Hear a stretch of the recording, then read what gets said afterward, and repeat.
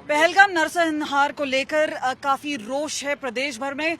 लेकिन अगर हम बात करें, हमारे साथ इस वक्त हैं राजा अमरिंदर वड़िंग, सीधा उन्हीं से बात करते हैं। सर, रोष प्रदर्शन कर रहा है, लेकिन बार बार इस तरह की घटनाएं हो रही, कांग्रेस इसे किस तरह से देख रहा है? देखो, हमने निंदा की है जिस प्रकार का हमला हुआ। ये एक बहुत बड़ा हमला है, ये कोई छोटा हमला नहीं है।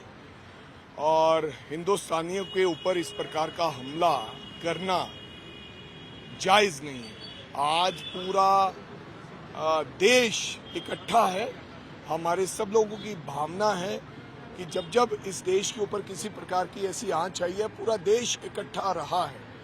देश में आज गृह मंत्री के साथ राहुल गांधी जी ने बातचीत की है, मुख्यमंत्री से जम्मू कश्मीर से बातचीत की है।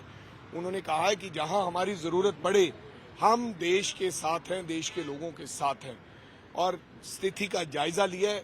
उम्मीद करते हैं, जिस प्रकार से हमें तो ये बताया जा रहा था कि जम्मू कश्मीर में मुकम्मल तौर पर शांति हो चुकी है, ऐसा बार बार हमारे को सुनने में मिला पार्लियामेंट में, प्रधानमंत्री जी के मुंह से, देश के गृह मंत्री जी के मुंह से।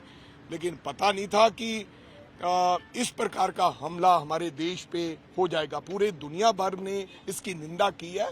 मेरे को लगता है हमें सब लोगों के इकट्ठा होकर इसका जवाब देना चाहिए, क्योंकि आप सरकार से क्या जवाब मांग रहे हैं? और दूसरी बात, चरणजीत सिंह चन्नी का भी बयान आया है। उन्होंने कहा है कि वैसे तो 56 इंच का सीना दिखाते हैं, लेकिन हर 10 महीने में कुछ आतंकी घटना हो जाती है, आर्मी जवान भी मारे जाते हैं।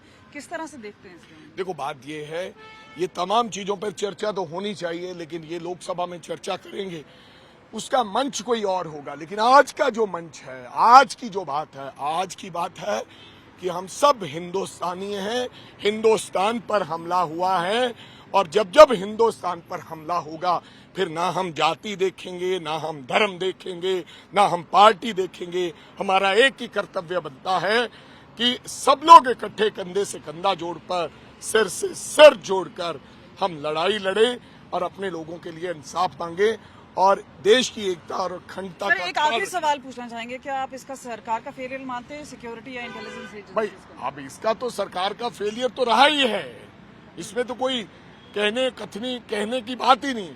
सरकार ने हमें कहा कि मुकम्मल शांति है, और आपने मुकम्मल शांति की आड़ में 26 लोग चले गए, 29 के 26, और इतना बड़ा हमला हुआ है। आपकी सिक्योरिटी कहाँ थी? आपकी इंटेलिजेंस कहाँ थी? आपका एनआईए कहाँ था?